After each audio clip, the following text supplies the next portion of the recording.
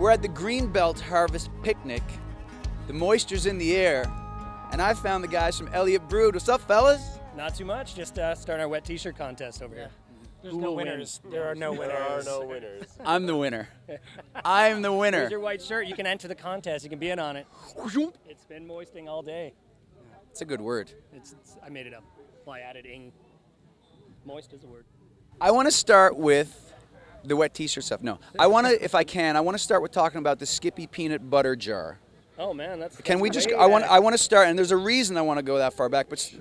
tell us about the That's Skippy. way back. Let's tell us about the Skippy peanut butter jar, and then we're going to move forward from there. Who wants to go I with can that? be pretty quick on that. That was our first record, Tin Type. We were recording. It was like 2 in the morning, and we wanted to record a big thump on the floor, and we couldn't find anything big enough. And then we found the peanut butter jar, and then, and it's like on the hardwood floor. It was amazing, and it should be noted we didn't have a professional drummer at the time, so we had to do it. recording He was us, engineering, but the not record. in the band yet. Right. So that hence the peanut butter. And you have to use Skippy.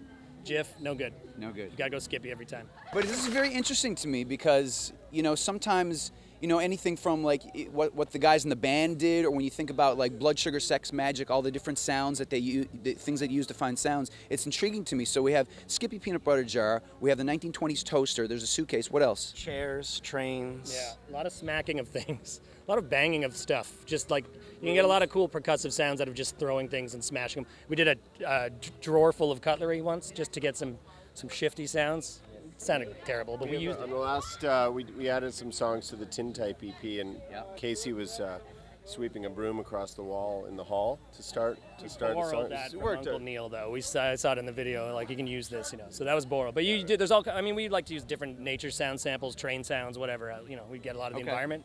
It makes it interesting.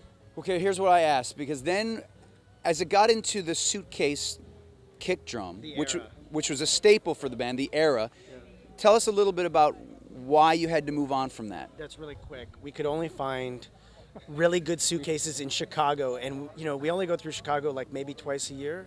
And when you're on the road and they break, you can't pack like 5 of them in there. You have your real equipment, so we were like, They don't make 100 Hz Samsonites anymore. You can't get them. And I know this seems like it's a kind of a jokey conversation, but this is true, true. though. No, it's Because true. that's a high maintenance thing. We had actually at that point we were starting to use amps, but we were doing this show in Montreal, and again on stage, like a really quick changeover. We had the kick drum ready because the suitcases were starting to wear out. Right. Just playing through them hard, and then heavy.